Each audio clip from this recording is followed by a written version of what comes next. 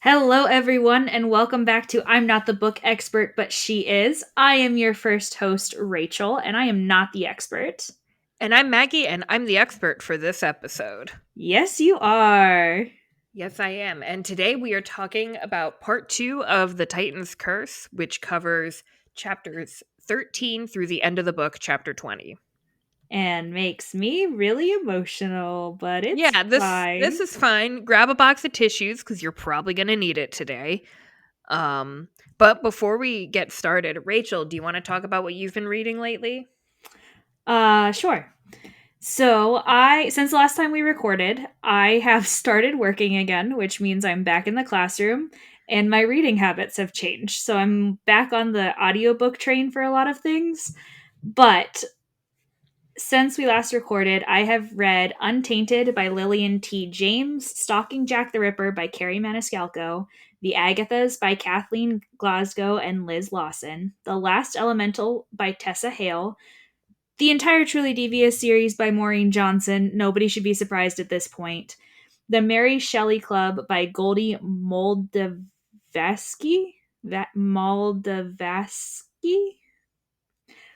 Bride of the Shadow King by Sylvia Mercedes, Hunting Prince Jacula by Carrie Maniscalco, The Woods Are Always Watching by Stephanie Perkins, Escaping from Houdini by Carrie Maniscalco, Payback's a Witch by Lana Harper, Moon Touched by Elizabeth Briggs, and Forever After All by Katharina Mara. I like that you prefaced this with, yeah, I haven't had as much time to read books lately, and you have still read more than I have lately. But a lot of them have been audiobooks. So the entire Stalking Jack the Ripper. Audiobooks are reading. They Rachel. are. They Audiobooks are. are reading.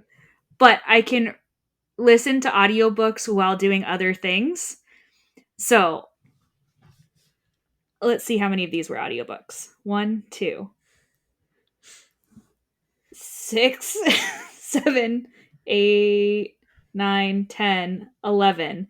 11 of them were audiobooks. So? I can listen to audiobooks and do other things. I know, but that's like, I don't know. I don't think you should downplay your accomplishment. I think that the next time we will record, we will see a bigger impact on my reading habits. That's I'll fair. put it that way. That's fair. I But actually what haven't listened to a lot of audiobooks recently. Some of the ones on my list were audiobooks, but I've been actually getting back into podcasts lately. And I caught up on our podcast. finally, Yeah, I know. I could have put a hidden message in there and you would have had no idea. It kind of cracks me up the number of times where I say, if Rachel doesn't like it, she can cut it out later, and then you just don't cut it out. I think it's hilarious. Why would I cut it out? I think it's funny. Okay, good. Well, I'm glad you think I'm funny, because someone around here has to. Also, unrelated to the books we read, as a teacher, had to run a club. So I was like, I'm going to do a podcast club because nobody's going to want to come to podcast club. I had 10 kids show up on Monday. That is the worst. I was like, it is great, but also what the heck? I was like, gosh darn it, why? Now you gotta do work. I know. Now I actually have to like entertain these kids and like do things. Yeah, I say that kind of like, tongue in cheek. I love it, but also like, gosh darn it. You should have called it something like, see, everything I'm thinking of sounds vaguely interesting. I can't think of an example. It kills me. But Maggie, what have you read since the last time we recorded? Since the last time we recorded, I read let me try that again. An Elderly Lady is Up to No Good by Helene Thurston. That's a short story collection about an elderly lady who is up to no good. It was delightful and full of murder. It kind of feels like it would be a similar vibe to like All My Friends Are Dead and Your Guide to Not Getting Murdered in a Quaint English Village. Yes, and it is about the same like size physically as those books. It has more words than both of them, but it is like the same sort of like vibe. That brings me joy. I listened to Every Heart a Doorway by Seanan McGuire. That was like a 4-hour novella, which was actually quite good. I enjoyed it more than I thought I would. I kind of picked it up on a whim. There's like a gazillion other books in that series, which Mhm. I don't know if I'll get to them anytime soon, but that might be something that I pick up just if I need a quick read. Um, I read the webtoon Covenant. I read the first season of that in like a day and a half. Um, and it was very good. I know season 2 is out, but it like just started releasing new episodes, so I'm trying to give myself a break so I don't get like caught up right away and have something to look forward to. But that was a really good binge read. Would recommend. I also read Good Omens by Terry Pratchett and Neil Gaiman. That was really good. I listened to it and quite enjoyed that. Yes, Neil Rachel? Neil Gaiman is one of the only like white male authors I like, excluding Rick Riordan. That's fair. I don't know if I've actually read any of his other books. I know that I've intended to, but I don't think I have. I have read Coraline, Okay. which I actually really liked. The movie Mhm. creeps me the crap out. It has since I was a child, but for some reason it's like one of those things where it's like, "Oh, I'm in the mood to terrify myself today. Let's watch the movie." Mhm. So I'll watch it. I liked the book. I also have always really loved the Graveyard book. I read it for the first time in like 8th grade and I adored it, and I recently reread it and I was like, I forgot how much I love this book. And also I forgot how traumatizing it was. Yep.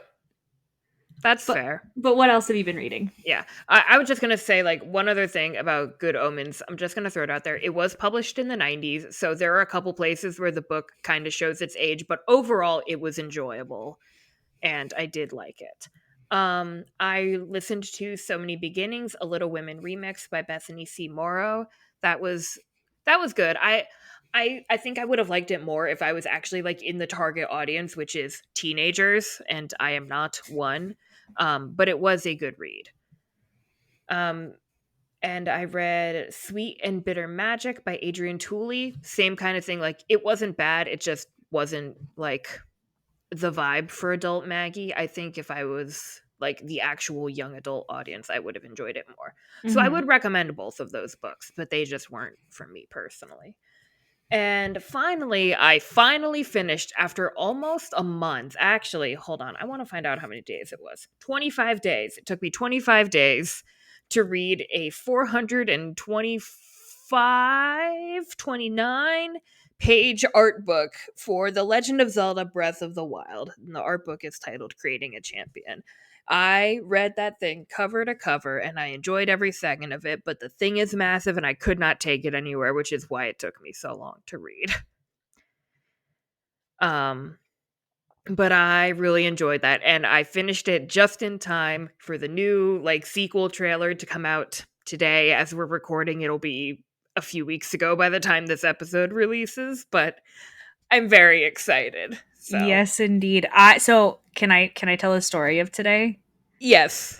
I saw a tweet from one of my favorite authors and I immediately sent it to Maggie because it had a couple of things relevant to her. And then Mhm. I texted Maggie and I was like, "Hey, did you see this thing?" And she was like, "Don't say anything. I haven't." I was distressed. I got something wrong. I thought the whole like announcement because Nintendo does all their announcements in these things they call Nintendo Directs, right? Mhm. And I thought the Nintendo Direct was starting at 10. No, I thought it was starting at 11. And I was like, oh, I can listen to it in the background while I like do work. Um, I was wrong. At about 10:45, I realized that the stream had started at 10 o'clock, and I already knew that they had announced like the new Zelda and like I mean, we knew it was coming, but like they had given more details. They announced the title of it and everything. And I was like, ah! And then I had to wait until my lunch break that I could actually watch the whole thing. And I got to the very end and I saw the trailer and I was very excited. But yeah, I'm very I'm happy. I just thought it was really funny. It was However, hilarious. can I transition us into our next topic? Yes. Maggie, what other trailer released this weekend? Oh my gosh. I am living my best life right now, guys, because this past weekend we also got the first teaser trailer for the Percy Jackson series on Disney Plus. Um Disney did some, I don't even know what it is. I'm not really a Disney follower, so someone else out there probably knows more than me. But this big D23. conference, Yeah, yeah. it's their big announcement time to talk about all of their future projects. It sounds like it's basically E3, but just for Disney. Correct. Do you know what E3 is? I'm not saying that to be demeaning, Yes, I do. but you're Yes. aware of the connection I'm Yes. making. Okay, you can cut that out later. I didn't want to just say things and you'd be like, "Yes, Maggie." No, I know what E3 is. Can I Yeah. tell you what it Okay. stands for? No. Do I know what it is? Yes. Electronic Entertainment Expo. There we go. Anyway, so during D23, there was a special presentation, a short presentation, Short where presentation. Rick Riordan, the man himself, came out on stage and said a few words, and then he introduced the three main cast members and had them. They came out, and they said a few words about themselves and their characters. Walker Scobell, Leah Jeffries, and Aryan Simhadri, who play Percy, Annabeth, and Grover, respectively, all were there, and they got to talk just a little tiny bit about their show.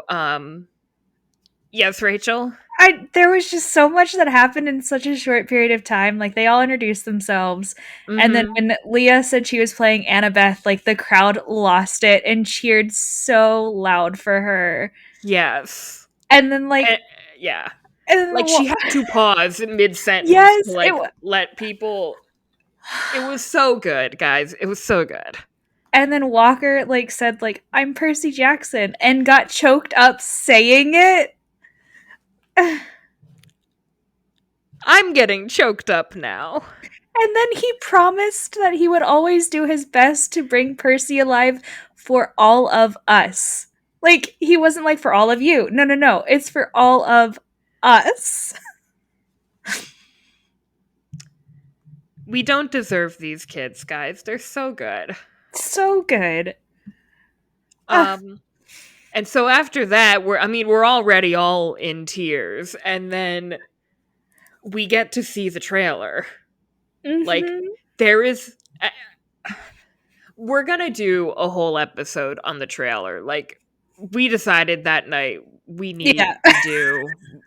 need to do a whole episode. So that will probably come out sometime after this one does. Um but just we get to see a little bit of camp, we get to see Percy, we get to see some of the other campers, and just we we will link the video Yes. in the description in case you haven't seen it already. But we'll save all of our deep thoughts and stuff for Just know I have already been in several internet arguments with people. you getting strong opinions about Percy Jackson. I'm shocked. I'm sure you're so surprised. Since the last time we talked, it was also our boy Percy's birthday. Yeah, Percy celebrated his birthday on August 18th, and this almost feels like old news. This was almost a month ago now I don't from when care. we From when it's we're okay. recording. From when we're recording, yeah. And they had blue cupcakes on set that day that Walker's mom made for them, and there's pictures of Walker, Leah, and Aryan sharing the cupcakes, and it's just peak It's precious. trio energy. I love them so much. They're just so cute. Yes. And Rick Riordan, of course, had a blog post about Percy's birthday. I think that was where he talked about what the different characters were giving Percy for his birthday, Mm-hmm. which was delightful. And there was also a cast photo, like an official cast photo of the three main characters together, which was fantastic. It was adorable. I loved it. It was so nice. Like we have been fed so well lately. Yes, we have. So that's really all the Percy Jackson news we have. I mean, there's so much more out there, but this is the highlights, and boy, are they highlights. They are very high highlights. Um, yeah, and keep an eye out because we will be doing a full analysis slash discussion on the teaser trailer. Here's the Titan's Curse, the summary, after however many takes it's been. After a bizarre encounter with a gigantic boar in New Mexico, Zoe, Talia, Bianca, Percy, and Grover continue on their quest to save the goddess Artemis and their dear friend Annabeth. They encounter old enemies and powerful goddesses, mend a few relationships, and make important sacrifices. Will it be enough to free Annabeth and Artemis? You did it! I did it! Meanwhile, I'm literally crying because I Oh was laughing gosh. so hard. It's fine. All right. Well, let's re-inhabit our bodies and talk about serious things like trigger Yes. warnings. I'll read the trigger warnings because I will be able to get through this one without laughing. Okay, good. So, for context, because I probably cut it out, I tried to read the summary like a dozen times and I was laughing too hard. But the trigger Yes. warnings read as follows: the mentioning of animal death, anxiety, attempted murder, child death, death in general, hostages, skeletons, stalking, violence, and war. Some real bright and sunny topics. Just joyful right there. I was just going to say, if any of those things like are triggering to you or just concerning to you, just keep that in mind as you listen to this podcast. Neither of us will be offended if you skip things or skip out on this episode for your own mental health. Are we ready to pick up on the plot where we last left off? Yes, I think we are ready. So, chapter 13, we're at the junkyard of the gods. It's been several weeks since I finished reading this book, so I'm trying to remember how it goes. So the boar kind of drops them off in the middle of nowhere. And they're like, hey, here's this giant, junkyard. Let's go looking through it. And then they realize that it is inhabited by Hephaestus's discards and like the discards from Yeah. the gods in general. Yeah, it's where Hephaestus throws away all of his like faulty machines and gadgets and magical items and whatnot. And Mm-hmm. other gods too. But before we even get to the junkyard, we've got stuff to get through.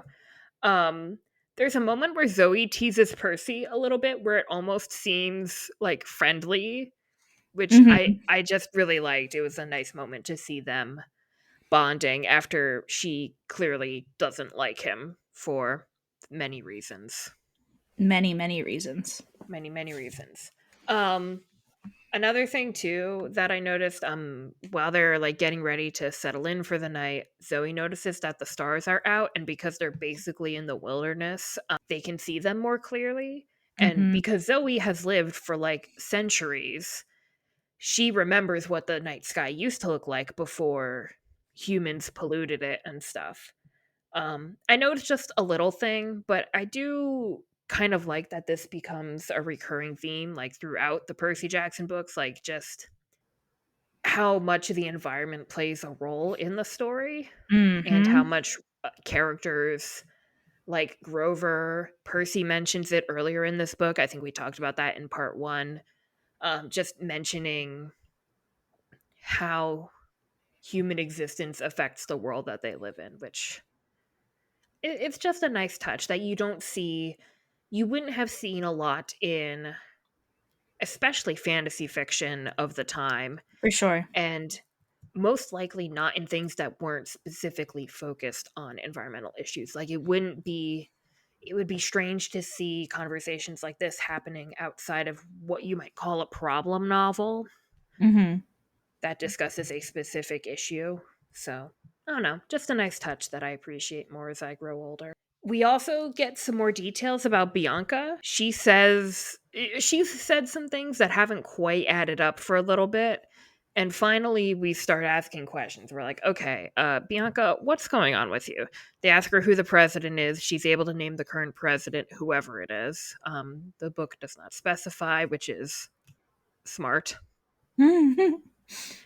But then she says, they ask her who the president was before that.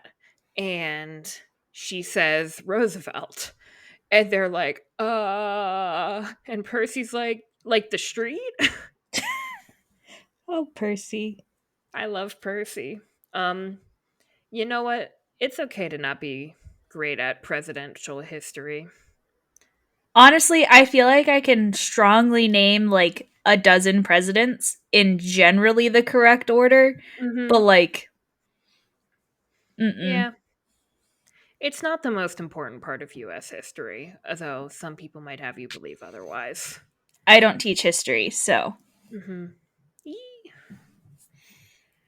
More importantly, after we realize Bianca is not quite, she's from out of time, basically. Mm-hmm. Similarly to Talia, who's lost some years to being a tree, except Bianca has been in the Lotus Casino for an indeterminable amount of time, but she was at least in there since Roosevelt was president. Ares and Aphrodite show up. That's what I mean when I say old enemies and powerful goddesses.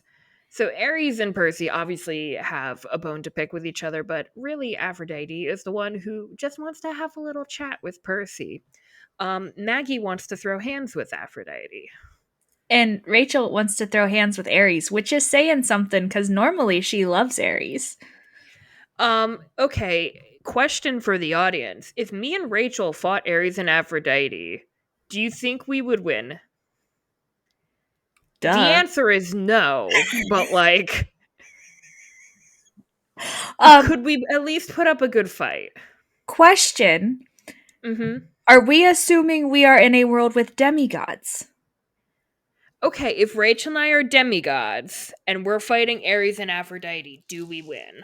Yes. Rachel, what are your demigod powers? So I always like to think that if I had a Greek godly parent, it would be Nyx. And she was Goddess the of Night. yes, she was the only like deity that Zeus was ever afraid of. So just that alone makes me feel confident in my abilities. Zeus should be afraid of more deities. Just gonna throw that out Oh, there. for sure. For sure. I've always thought of myself as like being great at being a hunter of Artemis. So like, I think we could take them. I think we I could take. think we wouldn't we would win in the sense that Percy won against Ares in the Lightning Thief. Yes, I agree. That is, and I count that as a win. So then we would win. See, we Yes. would be fine, except now Ares would have been defeated by two demigods instead of one. Ooh, yes. Good. He needs some humility in his life. Yes, he does, because he's kind of a butthole. Um, but anyway, the whole reason I want to throw hands with Aphrodite is basically because she tells Percy that she's taken a special interest in him and she's gonna add some drama to his love life. And Percy's like, no thank you. But you can't really say no to Aphrodite, unfortunately. Um, Also, she says this is just my personal issue because we know how I feel about the hunters. I've talked about it at length in the last episode. We know I have mixed feelings with them. But Aphrodite compares being a hunter of Artemis to throwing your life away. And I was just like, I don't know. I don't know how I feel about this particular portrayal of Aphrodite in these books. Obviously, she is a goddess of love.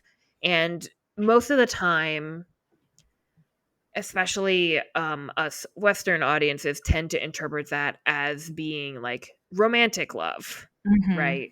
um I don't know if that's generally the most fair assumption to make of her, because I don't know what I'm trying to say. Love is more than romantic love, right? I don't know if according to the Greek myth canon, whatever that means, that she encompasses more than that or represents more than that, but I think it would have been a nice touch in the Percy Jackson books to talk more about other forms that love can take. Especially when we see characters like the Hunters of Artemis who have sworn off romantic love, right? and yet they are still full of love for each other and for their friends. Mhm.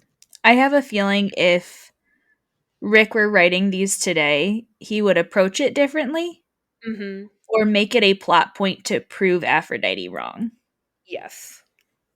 I But think that's a fair thing to say. I feel like he would do option 1 where he would just approach it differently. Yeah. And also, like, this is a very brief scene, so maybe we do just get a simplified version of Mhm. Aphrodite, right? I mean, when we look at her demigod children, we get a very surface level interpretation of what it would mean to be a daughter or son of Aphrodite. This is true. But enough about meddling gods. The gang goes into the junkyard of the gods and they're all like, hey, we can't take anything no matter how cool it is because this place just feels cursed. And if you've ever walked into a Walmart at 2 in the morning, it's probably a very similar vibe. I think that checks. The vibes are off. Can't Or explain it. The vibes are off. or like an airport at like 2 o'clock in the morning. Mm-hmm. Or like when I went to go get Dairy Queen the other night, I had to make a U-turn because of where it is on the highway, and it was foggy as heck outside. So I had to pull into this parking lot to turn around, and it was ominous. I was like, this is the setting of a horror game. And I did So not get out of my car. what I'm hearing is creepy abandoned place at night. Yes. Perfect. Except I don't think it's nighttime when they're there. I think they go in the daylight. I always thought it was at night. Hold on, I want to check it. In my head, it's always at night. In my head, it's always at night too, but I'm pretty sure they're there. No. Hold on. We rode the boar until sunset, which was about as much as my back end could take. Right. As night fell, We decided to camp for the night and try the junkyard in the morning. None of us wanted to go dumpster diving in the dark. but did they? Hold on. Okay, so they make camp. They see Aphrodite and Ares. They have their conversation with Bianca. When I stood up again, the limousine was gone. The road, the taco restaurant, the whole town of Gilla Claw was gone. My friends and I were standing in the middle of the junkyard, mountains of scrap metal stretched out in every direction. I don't think the passage of time is very clear here. I don't It think it could is either. it could still be night or it could be morning. Because they say they make camp, right? Hold Right. on. Let me go back. They make camp. Blah blah Okay, I blah. think it's still night They make because a campfire. The stars are out. on mine it's 181. Mhm. Before she could answer, we were hit with a blazing light from down the road. The headlights of a car appeared out of nowhere. I was half hoping it was Apollo come to give us a ride again, but the engine was way too silent for the sun chariot, and besides, it Mhm. was nighttime. We Right. grabbed our sleeping bags and got out of the way as a deadly white limousine slid to a stop in front of us. I think it is still nighttime. But could it be morning by the time they're in the junkyard? I don't think so because it doesn't sound like they. Oh no, it says in the light of the full moon. Okay, I was wrong. They're climbing through the stuff in the light of the full moon. I apologize. I was wrong. I will be submitting my formal hour-long apology video on YouTube later this week. Keep on the lookout for that. I am very sorry for the issues I have caused and the rift that I created in this podcast relationship. Please don't ask me to edit it. My hour-long apology video Yeah, where I just no cry thanks. most of the time, like they're not supposed to take anything to the junkyard. It's dark, yada yada yada, whatever. They awaken a giant automaton, Talos, whatever. It's something with a T and ends with an S. There's an L in the middle and some vowels. They're just sprinkled in there. Yeah, just sprinkle in some vowels like Wheel of Fortune. I am unhinged today. Just a little bit. Just a smidge. Anyway, they awaken this automaton and starts attacking them. They're like, ah, crap, we got to get out of here. We realize that the reason that the automaton has awakened is because someone has stolen something from the junkyard. Zoe immediately accuses Percy, and Percy is very sensitive about this point. Obviously, the obvious reason is like the whole lightning thief fiasco. He doesn't really enjoy being called a thief. However, it did get me thinking. I wonder if Percy has had other issues with people accusing him of stealing in the past, like in the mortal world, like in school or in like Mhm. friend groups or whatever. Like, I just wonder because he seems very sensitive about it for it to have just been that one time thing. Mhm. I And he's agree. allowed to be sensitive about it, but I feel like there's more history there. We come to find out that the person who did in fact steal something was Bianca. She found the last mythomagic figurine that Nico didn't have, and she picked it up thinking no one would notice. Um, and she tells this to Percy as she goes to basically they realize that the best way to defeat the automaton is to destroy it from within, and the only way to get inside is through a like service door on the bottom of its foot, right? Something like that. Yes, which to me it feels very Doofenshmirtz-esque from Phineas and Yes. Ferb. Like Mm-hmm. he literally put a a do not touch self destruct button on the bottom of some of his robots once, Yeah. and that's just given the same vibes. Yeah, that's probably why this one's in the junkyard. Honestly, I expected more Hephaestus. Well, that's why this one's in the junkyard. He knew he could do better. Also, I'm about Also, did not expect this to be a rant, and yet here we are. here Uh, we are. what happened to one man's trash is another man's treasure? And also, does this mean that the gods don't recycle? What happened to we should, exist in the world? Did that die out when Pan left? I'm sorry, gods. Do you just not care about existing in a beautiful space? Go away. Go away. Tortilla slaps for all. Literally. I flung my headphone out of my ear. I was so distraught. I did not expect to get heated over this point, and yet here we are. Yet here we are. Expect the unexpected. Or just expect me to be perpetually pissed off. That's also a good thing. That's something that's generally like predictable, not predictable, Yeah. but like y- you It, can expect that to happen at least once per episode. I know, but I didn't expect it until like episode chapter 20. Yeah, we're not even through the first chapter we're supposed to be talking about yet. It's fine. It's fine. It's fine.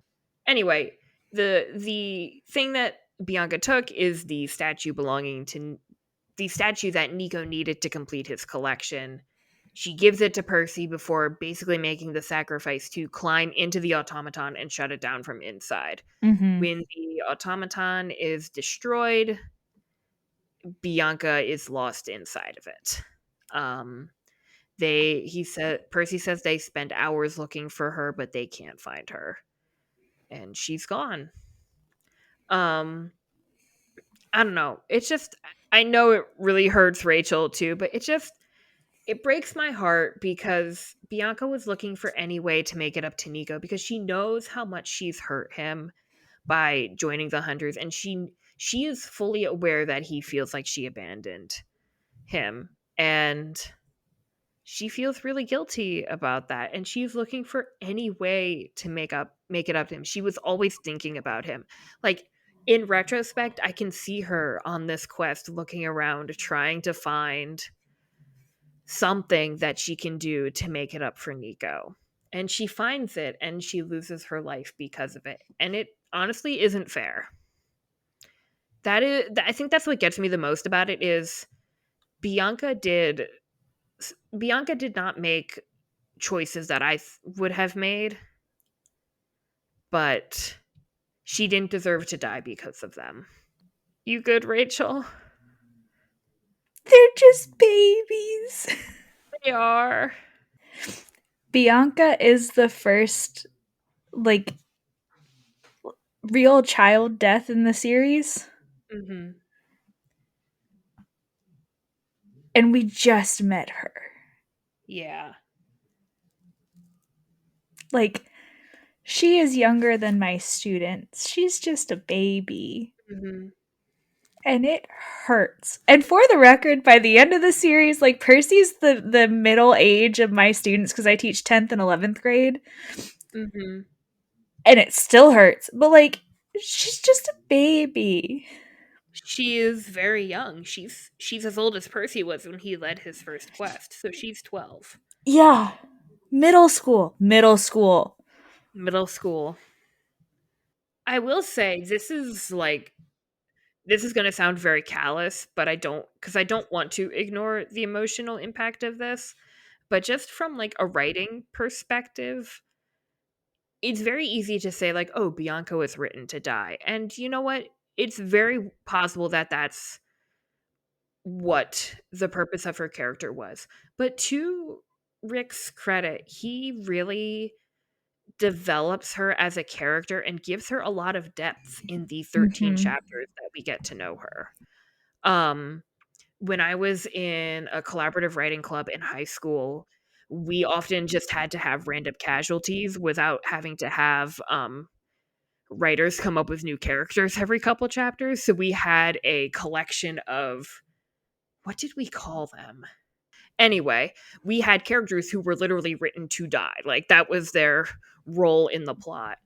And it's hard to like find a way to get readers attached to characters Mm-hmm. without and knowing that their end is planned out basically.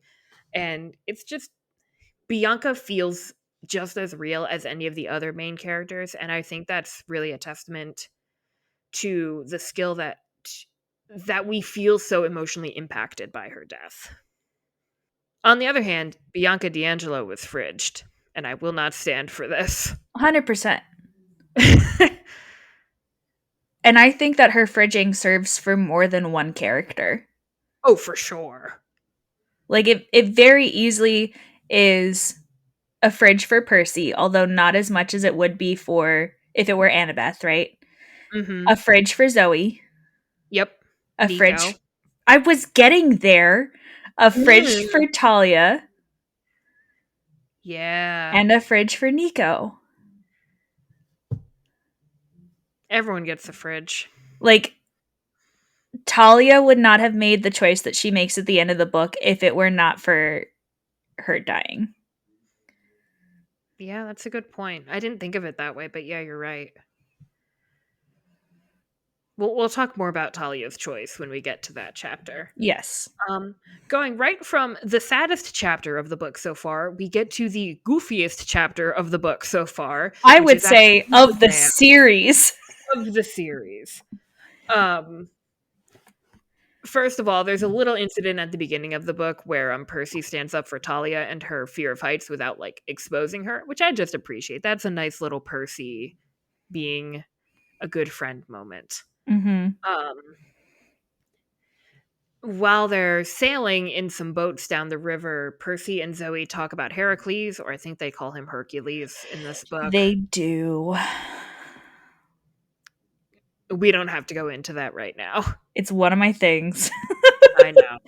Um, and Zoe even calls Percy out a little bit, and she's like, "Don't all you boys want to be just like him?" Which is what Percy says to Hermes in Sea of Monsters. Like, Hermes asks him something, and Percy says he's always looked up to Heracles or Hercules.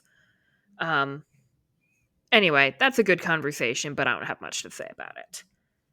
They finally arrive at the Hoover Dam, and as they're standing there, Talia, Percy, and Grover all spout facts about the Hoover Dam, which they could only have learned from Annabeth. Like one after another, Mm-hmm. and they just feed off of each other. Where I bookmarked it. It's like page 205. 700 feet tall, I said, built in the 1930s. 5 million cubic acres of water, Talia said. Grover sighed. The largest construction project in the United States. Zoe stared at us. How do you know all that? Annabeth, I said. She liked architecture. She was nuts about monuments, Talia said. Spouted facts all the time, Grover sniffled. So annoying. I wish she was here, I said. They miss her so much that they remember her through her favorite interest. Mm-hmm. Like it just hits me right in the feelings. And of course, the classic damn snack bar scene. All the damn jokes. All the damn jokes. Um, you can't be a Percy Jackson fan and not have said a damn joke at least once. Oh, I for say. sure. Um, yes, I So love there's it. there's a dam sort of near where I live. It's maybe an hour away, but if you want to go like northeast of where I live, you have to go across this dam. Mhm. And when I took Sounds like Zeke, you have a damn problem. I do have a dam problem. Zeke is my youngest brother, and when I took him to go to an author event with me, we crossed the Conowingo Dam, and I was like, Zeke, Zeke, Zeke, Zeke, Zeke, and he wakes up and he's like, "What?" I was like, "Damn." He was so mad at me. That's what little siblings are for. I know, and as my brother's big sister, it is my job to annoy him. It is, yes, I correct. am That is I am your obligated to primary do that. role. Yeah, Legally obligated, in fact. I think it's in the Constitution somewhere. definitely. Anyway, while we're at the dam and everyone else is at the dam snack bar, we Percy meets Rachel, not podcast Rachel, but book Rachel. Um, he attacks her with his sword, and she freaks out. She's like, why do you have a sword in the Hoover Dam?" And Percy's like, and tries to do like a force thing, like, this isn't a sword. I know he's trying to manipulate the mist, but it feels like that scene in Star Wars, like, these aren't the droids you're looking for. 100%. It doesn't work. No, it does not. She's like, that's a sword. Yep. Fortunately, she doesn't ask too many questions and is able to distract the skeleton monsters who are still chasing Percy while he makes his escape to go warn his friends. Because Rachel can see through the mist. Yes. That is something that he talks about. Yeah. He realizes that she has clear sight like Sally does. Also, bringing us back to a conversation that we had with Lydia. Mm-hmm. Where is it? Here. So Percy on page 222 is thinking to himself about how Rachel could see through the mist, and he goes, "My mom was like that. She had seen the Minotaur on Half-Blood Hill and known exactly what it was. She hadn't been surprised at all last year when I told her my friend Tyson was really a Cyclops. Maybe she'd known all along. No wonder she'd been scared for me as I was growing up. She saw through the mist even better than I did." Percy recognizes that his mom was like, "Yeah, I bet she knew who Tyson was the entire time." Ha ha! I feel very vindicated now. I think that was my stance, right? That she knew I think the whole so. time. I think that was what I was arguing for. I don't remember where that conversation ended up. However, in this same chapter, technically I jumped ahead a chapter to pull that evidence, but we're not going to care. Uh, we get an appearance of Athena. Yeah. Athena briefly appears. She doesn't do a whole lot. No, she's just like, "Hey, if you're smart, you'll get out of this." She's like, hey, here's some cryptic advice. And Percy, I like to imagine Percy Jackson, if he was a little more gutsy at this point in his life, he would have made a very rude gesture at Athena. Oh, for sure. For Hmm. sure. At least some of the other gods, at least, are like not cryptic. I mean, all of the gods are cryptic at some level, right? Athena is like cryptic. Yes. Percy's not having it. I don't blame him. Yeah. If I was running for my life from unkillable skeleton monsters, I would also not be wanting to deal with some cryptic nonsense. I wouldn't want to be dealing with cryptic nonsense on a regular basis. That's also valid, actually. Anyway, Percy gets up to the damn snack bar again. warns his friends, but unfortunately the skeletons have caught up and they need to escape, and Percy just has this gut feeling, and I'm gonna stall for time while I try to find the page. Percy's thinking about what Athena said, which is, there is always a way for those clever enough to find it, whatever that means. Percy says, Talia, pray to your dad. She glared at me. He never answers. Just this once, I pleaded. Ask for help. I think the statues can give us some luck. And the skeletons have their weapons and they're ready to attack. Percy says, "Do it!" No, Talia said. He won't answer me. This time is different. Who says? I hesitated. Athena, I think. And so Talia does ask her father Zeus for help, and the statues at the plaza um, come to life and whisk our heroes away from danger. I don't know why that hurts so much, like the whole pray to your dad, he never answers moment, but like it just gets you in a place. Yeah, no, it hurts. Yeah. For anyone who's ever felt ignored by an adult or ignored by somebody who is supposed to care for them, like that hurts. Anyway, the gang arrives in San Francisco. Percy's like, "Hey, Talia, Zeus, listen," and she still has her doubts, and perhaps rightly so. Because her father did turn her into a tree instead of, like actually saving her life. We go and Percy wrestles Nereus. The Wrestles the stinky old, guy. yeah, the stinky guy. He calls him Santa's evil twin, I think. Yeah, Santa's evil twin, who is actually Nereus. I don't remember what his role is. It's like I think he's the old man of the sea. It doesn't really matter. Percy wins and he's able to ask this dude one question. Um and what he really wants to ask is about Annabeth and how to save her, which first of all, cute. But then he chooses what's best for the quest instead. Because he knows that that's what Annabeth would ask.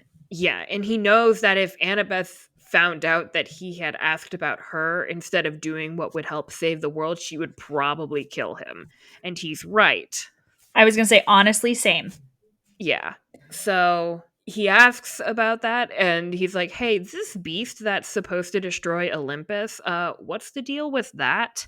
And Nereus is like, "Oh, you know that? It's right there." And it turns out this is Bessie. Remember our cow horse friend from earlier? Cow serpent friend. Cow serpent friend. Yep. I'm reading Battle of the Labyrinth right now, and there are many horses involved. There Brain are. got scrambled. That's okay. Our cow serpent friend Bessie, who has magically appeared in the San Francisco Bay. We did see Bessie briefly at the Hoover Dam. Yeah. And Percy was like, what are you doing here? Go safe. Go be safe. Yeah.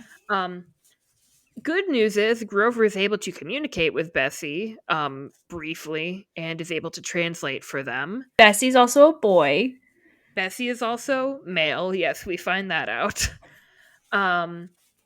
And just as they're figuring out, like, what do you mean this is the monster that's going to destroy Olympus? Our old friend Dr. Thorne appears and basically says, "Hey, there's a prophecy about this animal, right? Where that, like, if you kill it and sacrifice its entrails, you can have the power to destroy the gods." And he's like, "Hey, Talia, you should do that." Because he knows he can't tempt Percy. Yes.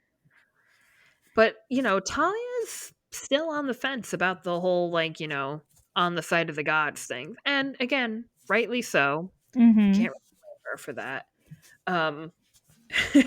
Percy says, "I wasn't the prophecy kid after all. Doomsday was happening right now." And glad we're looking on the bright side here. And he comments, he's essentially like, I was relieved, but also I was kind of disappointed. Yeah. Like, he has a lot of really mixed emotions about it. Mm-hmm. And his way of trying to be like, hey, Talia, like, let's not do this. He tries to remind her that her father is looking after her. But, like, and he mentions the statues and, like, how he turned her into a tree to save her life, which I think is a little sketchy, but, he's trying. Mm-hmm. But how much I just have to wonder, like, how much is Percy bluffing? Like, does Zeus really care about Talia? And I how much does Percy feel loved by his godly parent? That's what I want to know. Because both of their parents are pretty distant at this point in the story, right? Like, Percy has met his father once and basically not communicated with him otherwise. I don't think that there's a good answer. I think at the end of the book there is a better answer, but at this point in the book, I think Percy is bluffing out the wazoo. Oh, for sure. But he's trying, and that's what matters. Percy is always trying, and he is really always trying to look on the bright side. Mm-hmm. Yeah, I mean, he is still like a snarky little kid, Oh, but for sure. definitely does try to be optimistic most of the time. He tries to see the best in other people where he can. Yes. During the fight, they turned down Dr. Thorne, and then he's like, "Okay, the skeletons are going to attack you now," not even the skeletons, right? They're mortal They're mercenaries. mortal Yeah. mercenaries. Yeah, that's right. Um, and Percy calls Camp Half Blood for help and reinforcements. He's like, hey, everything's about to go down. The apocalypse might be happening. Send help." And of course, naturally, he gets connected to Mr. D. And he's like, "We're about to die." And Dionysus is like, "How is that my problem?" And he goes, "We're gonna die."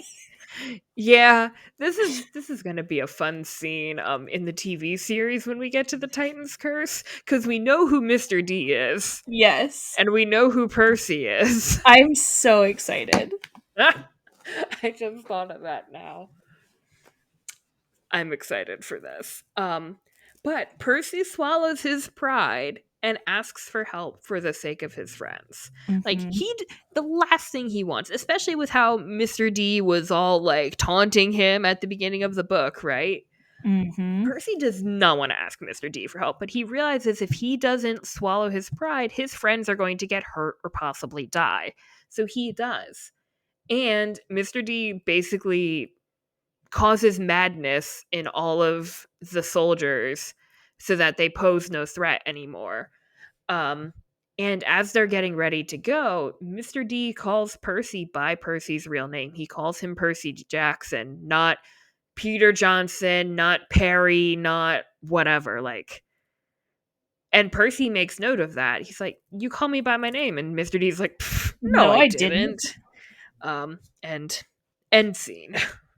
For as much as Mr. D is a, I'm gonna swear, asshole in this scene, it is one of my favorite scenes with him because I think it's the first time we see him act almost more human than God. Yeah. Because like this scene of like making Percy ask for help and like making him Hmm. say please is very much like an asshole teacher move, but like the type of asshole that you love. Yeah. I And he does come through for them. like more, I think more than Percy was expecting Mhm. because they make it out. Yeah. I think I don't remember. Do we get another scene with Mr. D at the end of the book or no? No, we don't. Okay, I didn't think so. We see him, but we don't like We see don't him interact interact with with him. him. Yeah. I think between the last time we saw Mr. D and this scene here, I for all of his talk about disliking heroes and thinking they're all the same, I think I don't think Mr. D expects Percy to actually say please. Oh, I don't think so Like, either. and when he does, I think that actually surprises him, and he sees that heroes can change and can be different and aren't all like full of hubris, right? Hmm. Percy is a different kind of hero, and I think Mr. D respects that enough, and it kind of not necessarily brings him to his senses, but just kind of shocks him back to reality. It's like, oh, this, like, maybe there is something worth saving here. Hmm. Maybe things can be different. And I think Dionysus remembers when he was a demigod because Dionysus was Right. not always a god. Right. Yeah. I have many Dionysus feelings. And again, I I know you know I do. say this all the time, but like book 5, be prepared for all of the Dionysus feelings. Mm-hmm. We realize then that someone has to get Bessie to safety so that Talia is not tempted again. Um, and so Grover says, I'll take him back to camp. And Percy's that's a long way. Are you sure about this, Grover? And Grover's like, yeah, I can do this. But they need to pray for safe passage through the sea in order to get back to camp. And Hmm. it's a big ask. So someone, I think it's Zoe who says, There needs Zoe to or be Grover who says, it's there Zoe. needs to be a sacrifice Hmm. to fulfill that prayer. And Percy's like, I knew what I needed to give up. And he takes off the lion's pelt from the Nemean lion that we saw earlier in the book. And he sacrifices that. And they're like, Percy, are you sure? Because like that was Heracles's thing. Like, this is no small token. And Percy's like, meh, Hercules schmercules. Yes, Rachel. Just the Hercules Schmercules. I mean, is that not what happened? No, that is very much what happened. Mhm. Can I backtrack us for a second? Yeah. When Dionysus is talking to them, he specifically addresses Talia and is like, power absolutely corrupts. Like, have you, like, he straight up asks her, have you learned your lesson? Mm, And I think that's very much one of Talia's, like, if we had to assign her a fatal flaw, is like, she is tempted by power. yeah. More so than Percy ever is, and more so than the other characters we see, except for Yeah. maybe Luke, who isn't necessarily tempted by power, but tempted by the ability to get revenge. That's all. Also, this is tangentially related. Luke's quest that he went on, wasn't that one of Heracles's tasks? I think so. Please hold. If it is, then it seems very slapping Luke in the face for Percy to go through so many of the other labors in this book and succeed and give it all up by choice. Yes, this is the 11th labor of Heracles. Because isn't it the golden apple? Yeah, he has to take one of the golden apples from the garden of the Hesperides. Um, which we're going to get to shortly. So, but that is the quest that Luke goes on, and Luke hates the quest because he's like, every hero has done this before. All the gods know There's how to repeat their mistakes, yada yada there's yada, no right? glory in completing something that someone has already done. Yeah, but that is a really good point where Luke has played the role of Heracles before, and so has Percy. To be clear, Mhm. Percy has slayed the Hydra. He's gone to the underworld.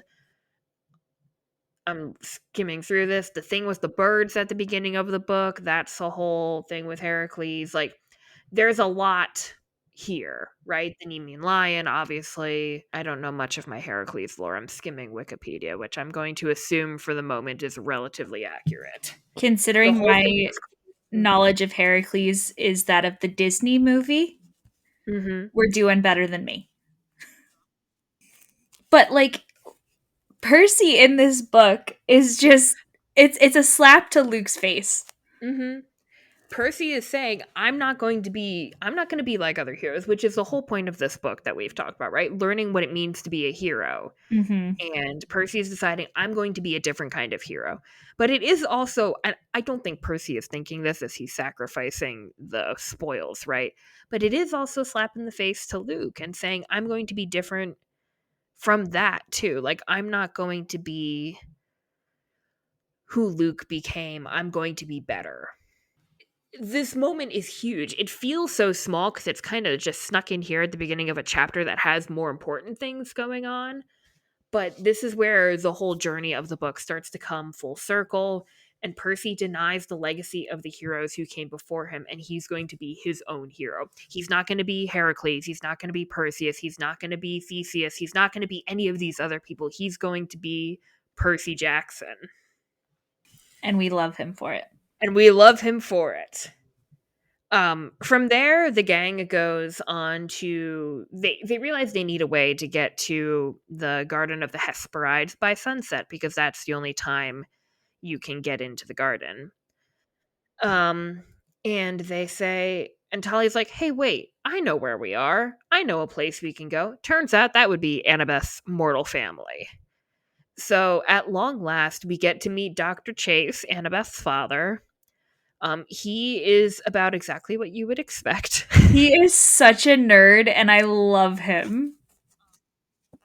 My favorite thing, so he's very much, it seems that his big project at the moment, if I remember correctly, is a particular battle from World War One. And he has a like scale model in his study in which he is plotting out like where the airplanes were, where the soldiers were, et cetera, et cetera. Zoe takes one look at it and she's like, "Nah, the German line was like back this way," or something like that. And he's like, "Huh?" And she's like, "Yeah, I was there." And he's like, "You were there?" And actually, what she says is pretty meaningful. I think she's like, "Artemis took us there so that we would see the follies of mortal warfare." And I was like, you know what, if you were gonna go to a war to see the follies of mortal warfare, World War One was the place to do it. I can definitely see the similarities between Annabeth and her father, first of all. For Like, sure. You can there is very much, you can tell he raised her. yes. But I also get the impression that her family is trying to make their lives work together. So we meet Annabeth's stepmother. Mm-hmm. I don't think she gets named here. I think she's just Mrs. Chase. Yeah. And then she has two half brothers who are mortal, who are younger than her. Bobby and Matthew. Yes. Um, and Dr. Chase cannot tell them apart, which just, Because they're identical twins. And honestly, it's a vibe. yeah. But their whole, like, the house gives off this like, we're trying to be a Pinterest perfect home, but it's just chaos. Mm-hmm. Um and it seems like Mrs. Chase has basically accepted that, and but she's so welcoming to Percy and Talia and Zoe. She's like, "Oh, you're Annabeth's friends." And I just think that she seems to have changed since when Annabeth talked about her in the first book. Because the way Annabeth spoke about her, and I'm not saying Annabeth was wrong necessarily, but you know, that was also 2 years ago in book time at this point, right? Mm-hmm. Um, Very wicked stepmother vibes. But then here we see someone who probably doesn't really understand everything and is probably under a lot of stress, but is still trying. And someone who can't see through the mist. Yeah. And she expresses concern for Annabeth when she finds out that she's in trouble. And I'm Mm-hmm. not saying that to be defensive of a character that we know very little about and has caused some trauma to a child, like intentionally or not. That is the fact of the situation. Mm-hmm. But I just really like this look at Annabeth's family because they're not perfect and they're not put together. It's not the perfect world that I think Annabeth really wants, but it feels very real. I also want to make a maybe slight amendment to the not the life that Annabeth wants or the life that however you had phrased it, but it's also not how Annabeth sees her family like at all. Like she sees them and she's like, "Oh, their life would be perfect if I wasn't here." Right, but it's not. Right. It isn't. But Yeah. she It's doesn't see that. yeah. I don't know. I just like that we get to see, A little yeah, slice of I don't know. life. A little slice of life. So they're driving up the mountain. Lightning bolt almost strikes the car that they're in. Everyone jumps out just in time because Talia senses the lightning coming and she's like, "Yo, Dad, come on now." Um, I don't necessarily think Zeus was the one who sent the lightning. I don't think it was Zeus at all. Because why would he do something that he would know his daughter could sense? Right. I Like, do not think it was Zeus. Zeus isn't known for his subtlety, but that seems particularly stupid, even for him. And I feel like Zeus in Percy Jackson does not get his hands dirty like that. No, Like for sure. he sends somebody else to get their hands dirty. Yeah, like another demigod. Like another demigod or like another god. Like Yeah. he literally sends Ares after the lightning thief to, Oh, yeah. and he captures Luke. Like Zeus does not do his own dirty work. This is true. This is very true. I think it was Kronos trying to fool Talia, Mhm. or somehow the Titan gang, someone The was the involved. the Titan gang. The Titan gang. And so, ooh, Um, head cannon, head canoon head, time. head canoon time. So he being Luke and Kronos have Cyclope on their side. Right. The Cyclope makes Zeus's bolts. So even though they Right. don't have the master bolt, maybe they made a mock lightning bolt that Kronos could yield or that Luke could yield to attack them. Ooh, I like that theory. That's a good theory. It is a loosely held head canoon. You know what? I can't think of anything to argue against that. So it stands. Anyway, big battle unfolds throughout the top of this mountain garden. There's a dragon, sisters. We find out that Zoe, Zoe's sisters. yeah, Zoe's sisters, she has been outcasted by them. And they are all the daughters of Atlas, one of the Titans. You may recognize him as the Titan who held up the sky. Also Um, known as Kronos' general. yes. So now we know who the general is. We find out that he's Zoe's father. And Percy's like, awkward family reunion, I guess. Which aren't they all? Big fight unfolds, lots of things going on. Percy, Talia, and Zoe are all working together during the battle, which is very different from how they operated early on in the book. You know, during Capture the Flag, we've got Percy and Talia arguing with each other, not really trusting in each other's leadership. Zoe doesn't like either of them, and so they're always clashing, but this time they're working together. And but it's still not going to be enough to get the upper hand, especially against a full, like, powerful Titan, a demigod who is strong in his own right, Luke, and whatever other monsters, the dragon, etc., etc. Meanwhile, Artemis is chained and holding up the sky because she was tricked into taking. Well, what happened was, let me clarify. Luke took Atlas's place holding up the sky. And when they captured Annabeth, Annabeth was tricked into taking Luke's place. And they used Annabeth as bait for Artemis, and Artemis was tricked into, well, Artemis wasn't really tricked. She knew what she was getting into. But Artemis was Held prisoner? held prisoner, I guess. They brought her in and they said this, she's a maiden. She's one of, like, your patron, she's one of the people you're supposed to look after, right, Artemis? So, and Artemis takes Annabeth's place holding up the sky. So if you got lost during that shell game there, basically Artemis is currently holding up the sky right now. Percy realizes, well, a goddess is more powerful than me, and we could really use her help right now. So he And the goes, curse of Ares is affecting him. oh, that's right. I forgot about that. Yeah, so that's all going on. Percy can't hold his sword. It's failing him. He's like, I gotta do something. So he breaks Artemis's chains with Riptide, and he takes her place holding up the sky. And she says to him, like, this is going to kill you. You are aware of that. It is hard enough for me, and I am a god. And Percy says, Annabeth did it. And Artemis is like, Annabeth was strong. And Percy's like, I can do it. And the way he describes he is under so much physical strain, but he does it. He Mm-hmm. holds the sky for a solid couple of minutes. It's also a great way to avoid writing battle scenes because from where Percy is standing and from the strain that he is under, he can't really tell what's going on, which is a trick that I'm going to keep in the back of my mind for if I ever need to write a battle scene. And it's like, well, I'm either gonna die fighting the Titan or I'm gonna Yeah. die holding up the sky. Might Midas as do. might as well do the thing that gives us a chance of surviving, Right. even if I don't survive. During the battle, Luke is trying to win Talia over to his side. She's having none of it. She is having zero. She gives zero hex. Insert whatever stronger word there of your choice. Insert all stronger words of your Yes. choice. And just as things are winding down, things are looking a little bit bleak. There is an airplane coming through the sky and shooting celestial bronze bullets at the monsters.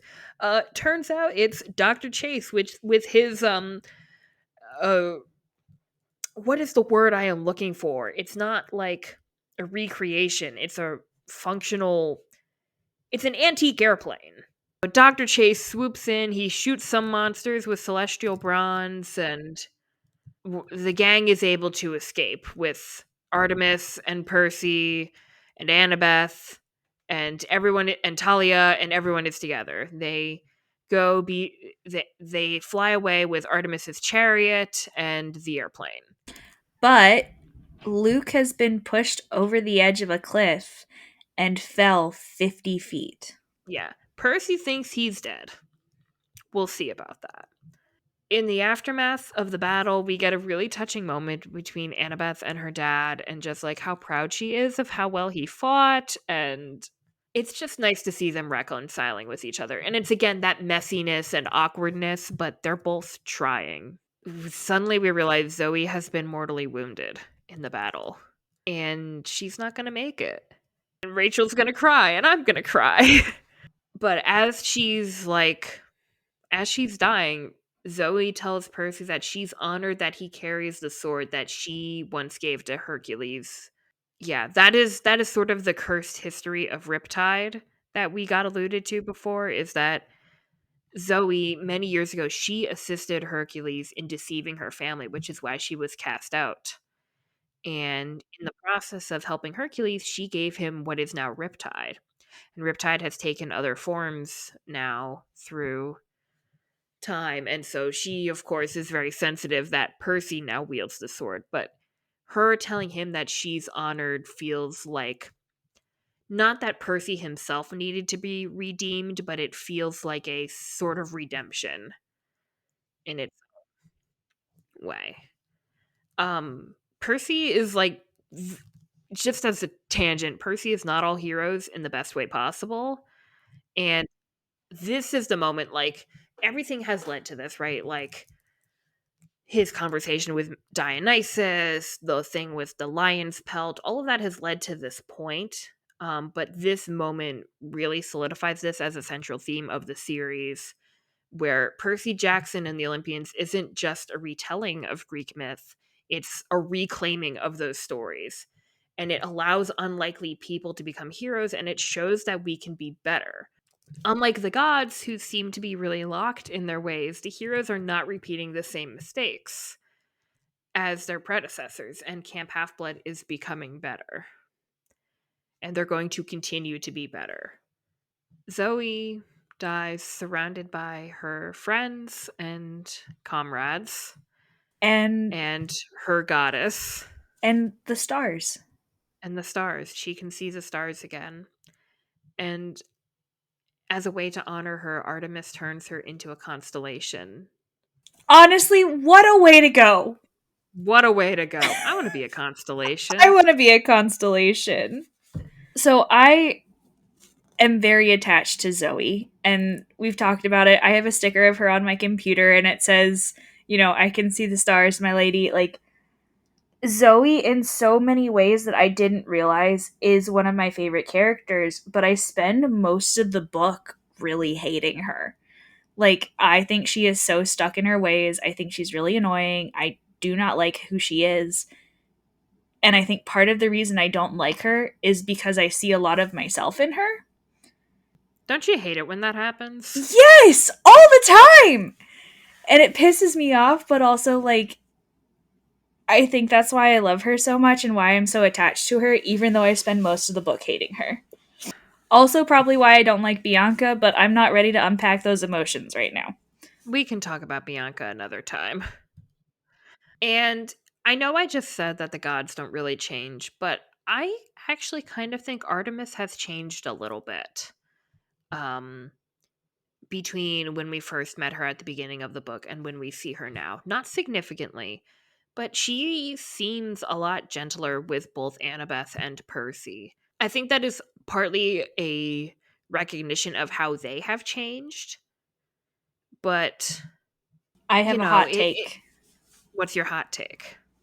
All of the gods, after interacting with Percy and Annabeth, leave changed. I don't even know if that's a hot take. I think that's just true. Okay, then it's not a hot take. But, like, in the last book, we have this very direct interaction with Hermes, right? Right. And at the end, Hermes, I think, is a lot. This is going to sound weird because it's not like he isn't what I'm going to say, but he's a lot less chaotic. Yes. He And seems more grounded. yes, I think that's a better way of putting it. And when we see Apollo in this book, like he's very chaotic at the beginning, he's still chaotic at the end, but he's like, no, no, no, like they're good. Artemis is the most overtly changed. Mhm. Well, we're gonna get to that when we get to Mount Olympus in the next chapter here, Yeah, right? So like hold that thought.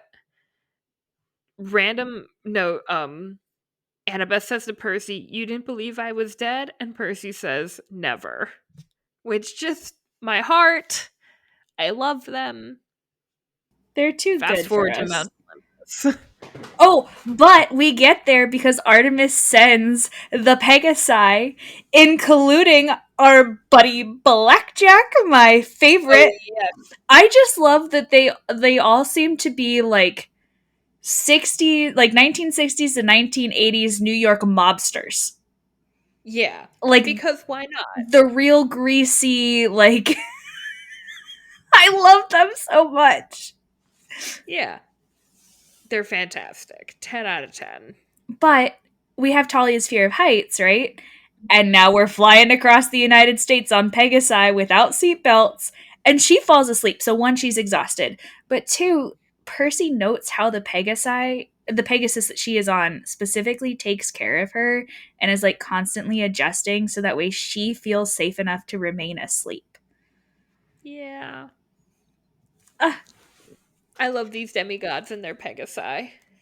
but now we're on Mount Olympus. Now we're on Mount Olympus, where the gods are deciding whether or not they're going to kill the heroes, even though they just saved all you.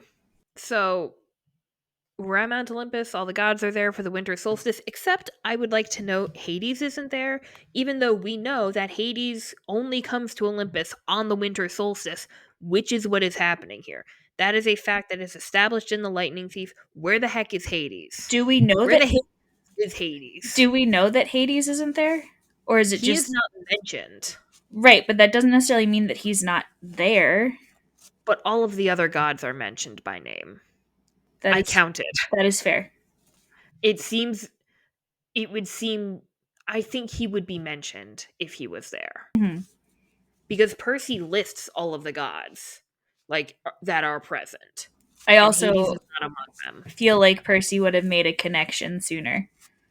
I think there are plot reasons why Hades is not on Mount Olympus, but story wise, I'm just very curious.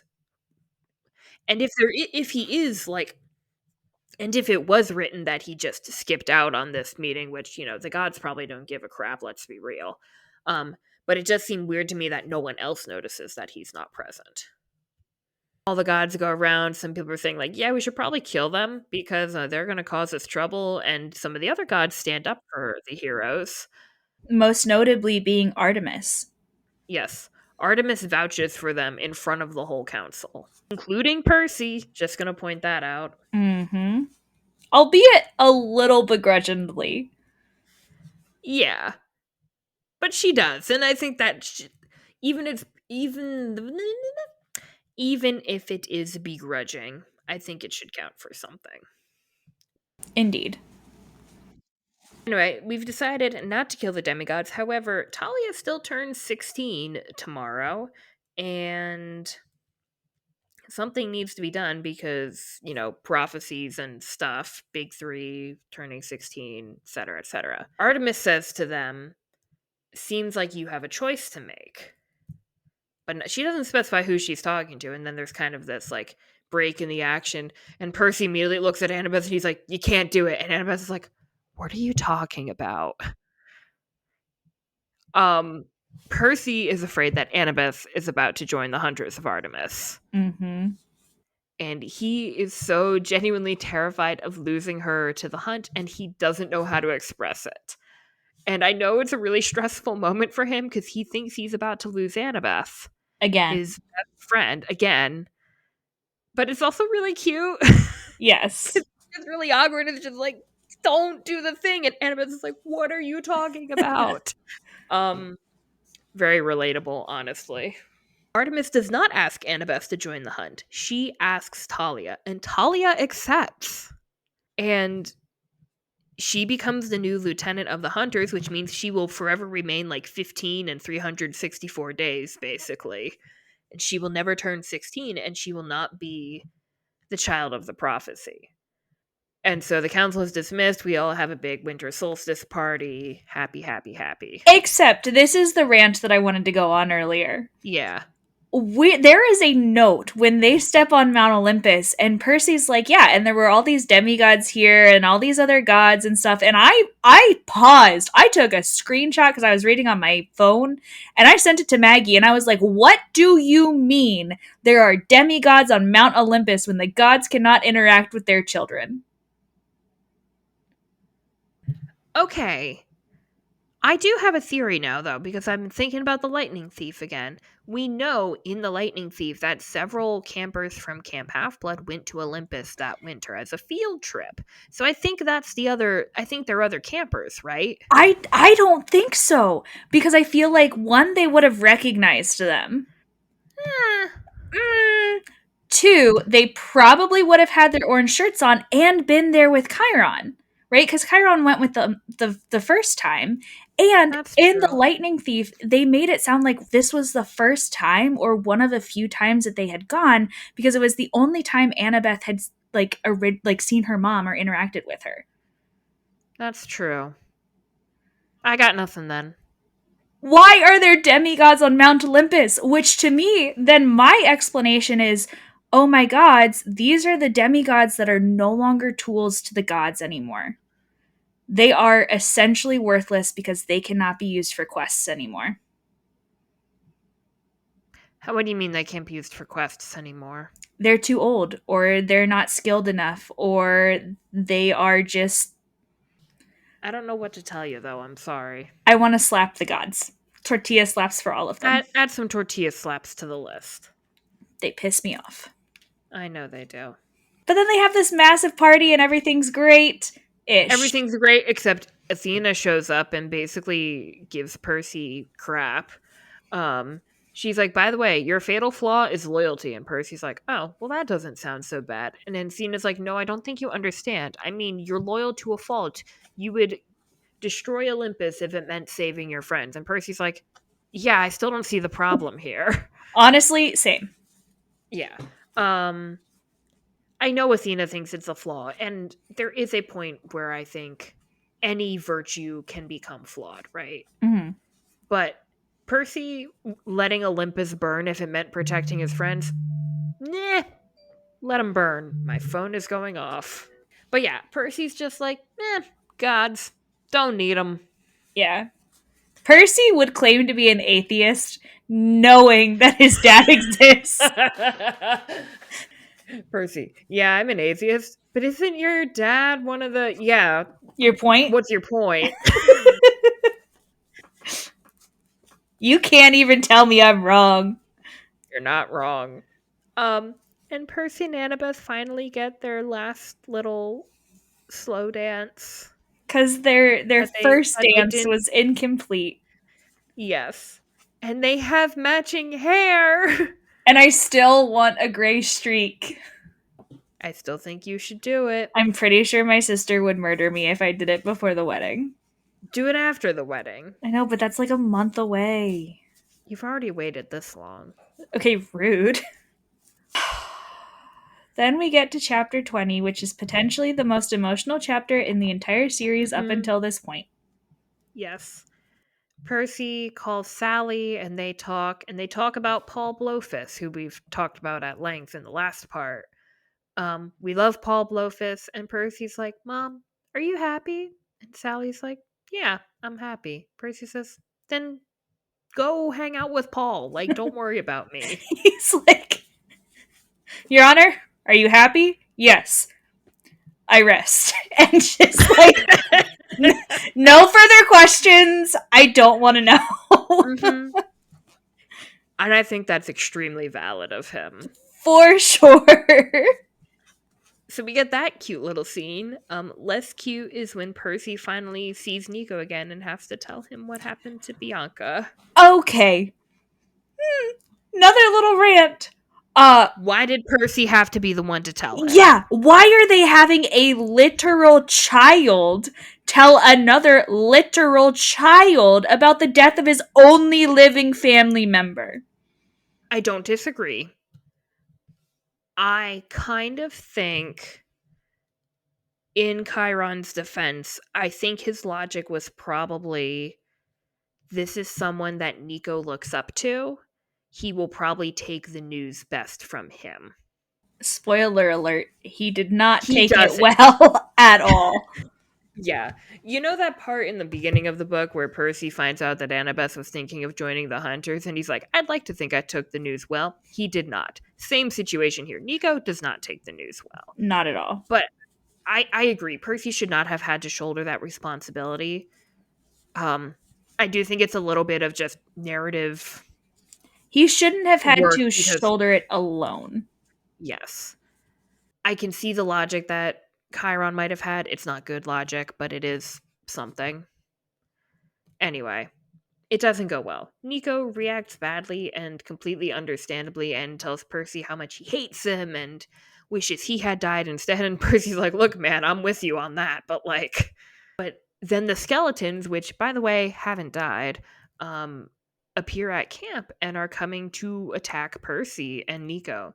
And even while Nico is spewing all of this hate at Percy, Percy still tries to protect him from the skeletons. He tells him, go, like, get to safety. I will hold them off while you run. Nico refuses. And he is so worked up that, like, in the dining pavilion that they're in, a huge fissure opens up in the ground and swallows up the skeletons. And then, like, I don't know what that sound effect was, just snaps back together. But there's a huge seam in the ground where the ground opened up. And then Nico runs off. And Annabeth and Percy and Grover try for hours to find him, and they can't find him. Which is a direct mirror to what happened with Bianca. Yep. They spend hours searching for her, and they can't find her. Nico is not dead, which is good. Nico is not However, dead. we do realize Percy starts to put the pieces together, and he realizes between what happened with Bianca killing one of the skeletons accidentally and this stuff about being out of time and Nico killing the skeletons here And the figurine. and the figurine, Percy realizes that Nico and Bianca are children of Hades. Dun dun dun! Dun, dun, dun. And that means, Talia was taken out of the picture because she's now a hunter of Artemis, so she can't be the child of the prophecy. But it also, now there's Nico. There's another child who could be the chosen one, I guess.